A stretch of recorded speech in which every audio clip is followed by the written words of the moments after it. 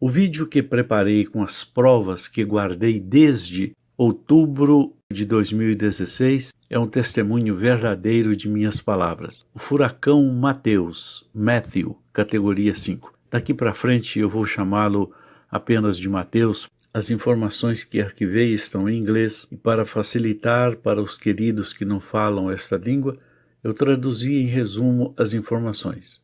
Não deixe de ver o vídeo até o final porque eu inseri algumas imagens reveladoras e ao mesmo tempo assustadoras do furacão Mateus. O destaque diz o seguinte: a Flórida foi poupada da ira dos piores ventos do furacão Mateus somente por algumas milhas de distância.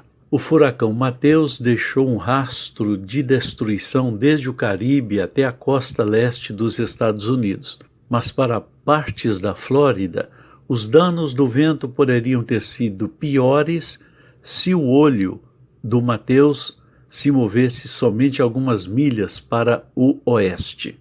O destaque diz: o pequeno movimento manteve os piores ventos longe da costa.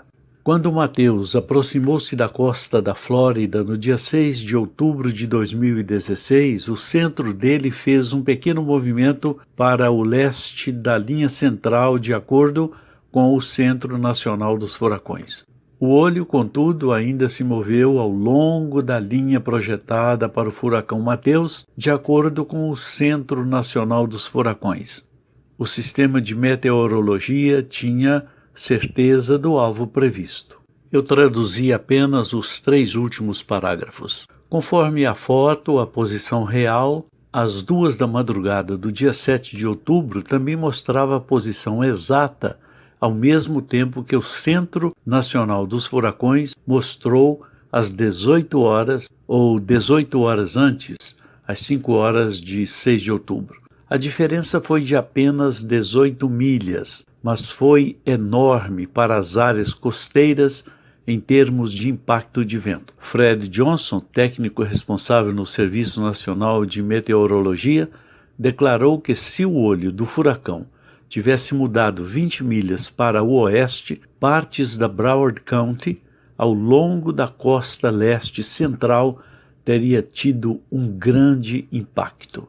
O Serviço Nacional de Meteorologia em Melbourne tinha avisado que impactos eram esperados ao longo da costa. Haveria danos, incluindo árvores derribadas e linhas de eletricidade, mas poderia ter sido pior se o olho do furacão se movesse para a costa ou se tocasse a terra naquela área. Apenas o último parágrafo destaca o seguinte: o que causou o centro do Mateus se mover para o leste, para o mar?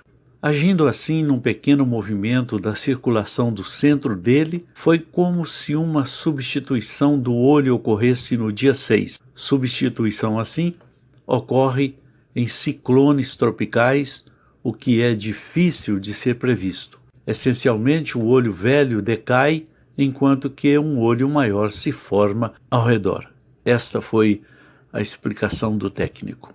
Brian Norcross, um especialista do Canal do Tempo, eu vou resumir o que ele disse. Se o olho do Mateus tivesse atingido a Flórida com categoria 3 ou 4 com os ventos, teria havido muito mais danos de estruturas. Os ventos severos teriam sido maiores ao longo do interior do estado, até Orlando, por exemplo. Agora eu quero que você observe algumas fotos tiradas pela NASA.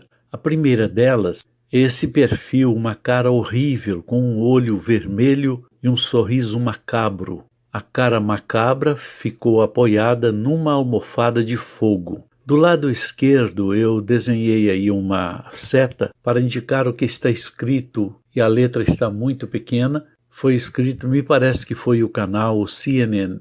Disse o seguinte: vista sinistra durante a chegada em terra. Agora observe esta foto.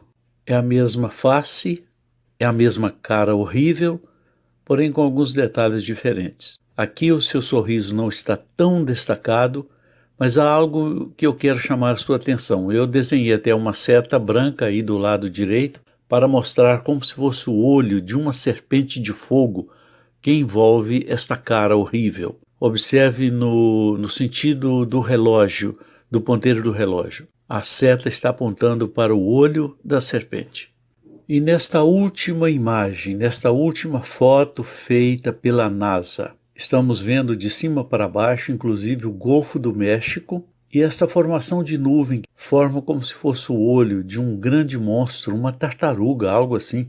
E o furacão Mateus, aquela parte branca que está girando, aquela espiral, como se fossem as asas dessa tartaruga, se é que tartaruga pode ter asa. Tudo isto pode parecer estranho se a pessoa não olha muito para o lado espiritual, mas eu gosto de olhar certas coisas quando os meus olhos são abertos para ver coisas que comumente não são vistas por nossos olhos.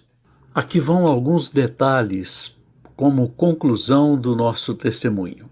Em 2016, na chegada do furacão Mateus, era o primeiro que estávamos enfrentando aqui na Flórida. Eu pedi aos irmãos dos poucos grupos de oração para que me ajudassem a clamar ao Senhor.